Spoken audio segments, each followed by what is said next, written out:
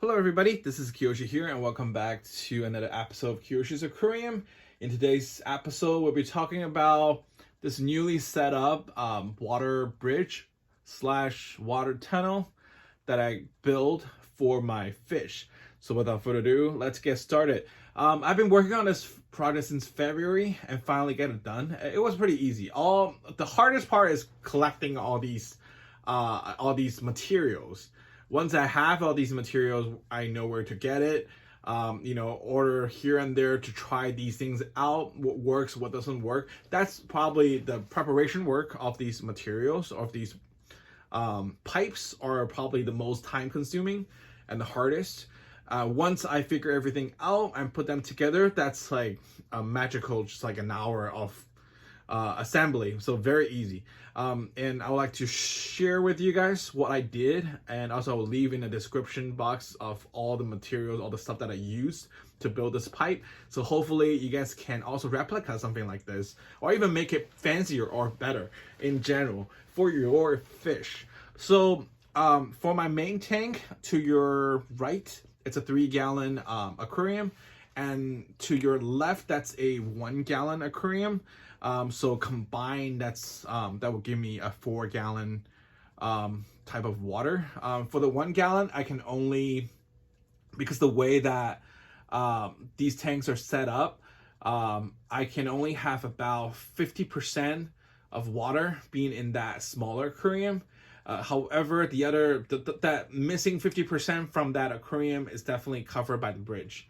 So the water volume in that tunnel plus that 50% of that 0.5 gallon of water in that small aquarium, that's about a little bit over 1 gallon. I've tested, it's a little bit over 1 gallon, maybe 1.2 gallons of water over there, plus a 3-gallon. We're looking at more than 4 gallons of water in total. So yeah, how I built it, once again, it's very easy. The hardest part is to find these tools, these materials. Once you have these materials ready, everything is simple. You just put them together, voila.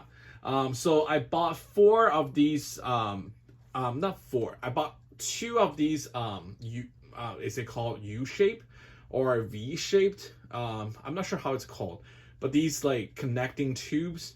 And also, of course, I got the clear tubings. I'll leave all the stuff that I bought in the link down below. Not in the link down below, in the description down below. So if you guys are looking for something similar or identical, you guys can buy it and, do your magic to make it better or suitable for you. Once again, it's a 3-gallon and a 1 gallon. So these tubings fits my aquariums very well, connecting the two. And I think they cost me less than like $50 to build this bridge all in one. And also I got a house plant, which is pothole, just wrapped around it to make it more natural looking, to make it prettier. At the same time, potholes are very known for cleaning the water, take out all the nitrogen and the nitrite, all those bad stuff in the water. So that's good. I also added almond leaves and cholla wood in that smaller aquarium, because that one has only, technically speaking, only 0.5 gallon of water, minus, the water volume in the bridge. So I want to keep that smaller aquarium as clean as possible. I never feed in that aquarium. I only feed in the main tank. And yeah, I just use those plants to kind of dilute whatever that's bad in the water. So far it's working and it's stable. I also added a small sponge filter, which I will zoom in a little bit to show you guys. For the substrate, I'll also leave down in the description everything that I bought and used for that smaller aquarium. The substrate is from New Zealand, like a New Zealand river rock or something. And then cholla wood, Indian almond leaves. Therefore, that's why you see the water is a little bit yellow. It's tannin that's in it. Because it's a smaller aquarium, I try to keep the water parameters, everything as good as possible, as healthy as possible. And so far, this thing, my quarries love to use it every day, to travel back and forth, especially my betta. Betta loves that smaller, shallow water a lot more. So what I'm calling that smaller tank, I usually refer to shallow. I just call it the shallow water, shallow tank, because you know the water is smaller. Betta fish loves it, even though there's a huge volume of water in that main tank, but he usually stays most of his time in that smaller, shallow water aquarium. And also at nighttime, he sleeps there too. And also today, he just discovered he can actually hide himself inside of that cholla wood. You know, yeah, he got himself in there. I was very worried at first. I thought he got stuck in there. And then, however, he was able to swim freely, you know, in and out from two ends. And then, yeah, I think he discovered that it's something new for him. Yeah, another thing, you know, what I learned after I built this bridge is betta fish is so smart. You're not dumb at all. They're a very smart fish. The moment I got the bridge connected between the two tanks, he shows huge curiosity. He's the first fish. The moment I got these two tanks connected with the water, he already went into the tunnel. You know, like just a couple seconds. You know, and then he started figuring out what is this. He shows a strong curiosity, and then from that moment on, he's just been swimming back and forth, like he already know all these kind of stuff. So during the day, like I said, feeding wise, I only feed them from my main tank because you know I want to keep that water as min as possible because the volume of water is so little. I don't want to pollute it. So if fish want food, they have to come to the main tank to get it. Cory's not a big problem. My betta, I already trained him. Every time, you know, I shake the pellets, when he hear the sound of I'm shaking the pellets, he will come to, you know, this big tank and waiting for me to feed him. Yeah, I mean, the aesthetics is pretty cool. I like it. You know, for Nano aquariums, I have this one. The reason I have this behind all of this is for my Corys and for my betta. I just want them to have more room to swim and also create some kind of how to kind of call it like exercise room or just you know spike their curiosity, make their life more funny, more fun. You know, sometimes they might be really bored and just just provide that kind of activities for them to an extra way of, you know, enjoying their life. Because, you know, I do have only Nano aquariums. It's not like a 10-gallon, 20-gallon aquarium. So any extra volume of water helps. And I just happen to have, I didn't buy anything new. All this 1 gallon, I have it as a spare tank sitting there for months. I have been using it as one of my quarantine tanks. But like I said, I'm trying to shrink down on my aquariums. I'm taking down my 10 gallon, and I'm not planning to get more fish. I try to, you know, cut down on the fish. So I'm just like, what should I do with this 1 gallon tank? It's too small for any fish, you know. Even for my betta, I might only put a betta in there when doing his quarantine times. I will not use that 1 gallon as a lifetime aquarium for my betta. I'm not planning to build a shrimp only tank or snail only tank. I don't think so. I don't plan so. So there is really no need for that 1 gallon, and I don't want it to just waste it and just sit there. So I've been thinking about this water bridge idea.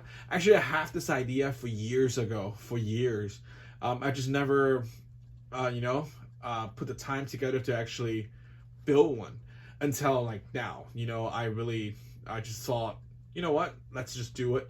And then did some research, have been comparing different tubings, their size, their length, the materials, you know. Finally, I was able to find these clear plastic, acrylic, whatever it's called, tubings, and also do some mix and match here and there.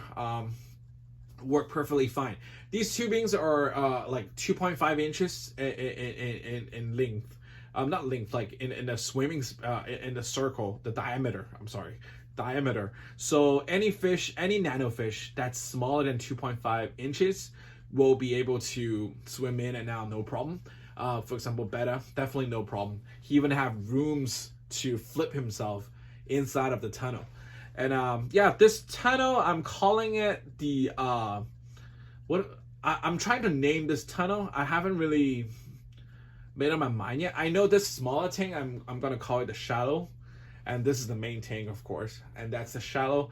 I try to make it like an extension of my main tank because I don't have. I try to keep it low tech as well, so I don't have any aquarium light to that smaller aquarium, other than the spirit light from the main tank. So I do not plan to put any aquarium plants in there because I know they're not gonna thrive well. So all I did is put cholla wood and Indian almond leaves. So those all add the aesthetics to it.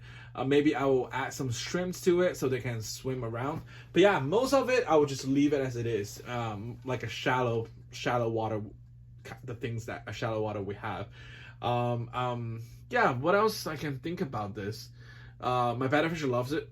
The Corys are loving it too. The Corys, however, what I discovered, Corydoras, especially pygmy Cory, are not that smart. A lot of times they know how to use a tunnel, but unlike the betta knows how to use the tunnel back and forth between the two tanks.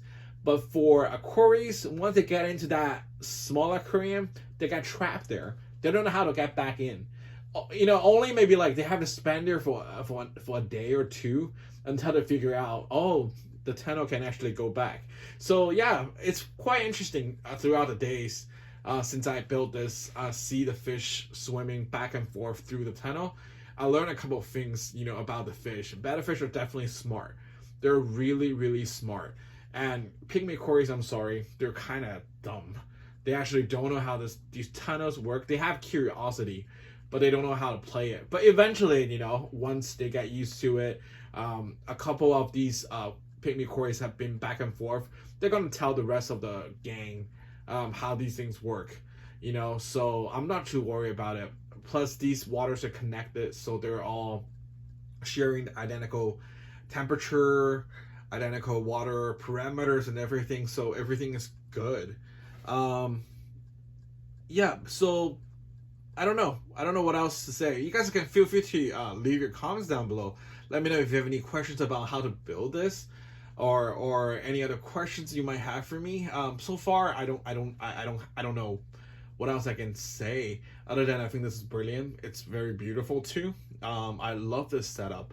Every day, I'm not even joking. When I'm working, I'm just staring at this thing and then just see how my fish are doing. They're crossing it. Right now, there's a Cory right there in a tunnel, crossing it, and my betta just left the tunnel from the smaller one, now entered the big one. I'm gonna show you if you guys saw that. Yeah, both aquariums, I put heaters in there, a sponge filter in there. What else? Yeah, the only difference between the two tanks is the big tank has live aquatic plants, where the smaller ones only has house plants, which is the pathol. Because once again, I don't have any light set up for it. I don't plan to add any lights to it. I just leave it dim like this. So it's not good for any aquatic plants, but for house plants, definitely no problem. Let me get it closer for you guys to see better. Once again, this is the main tank, and then here is the smaller tank. It's pretty cool. You guys can make something like this. I think you can utilize a smaller tank or a spare tank that you don't know what to do, what can be done. But now makes this more interesting, because a 1 gallon tank is really too small for anything, to be honest with you. But unless you're doing shrimps or snails, which I'm not. But now, once they're connected, it's a total different story.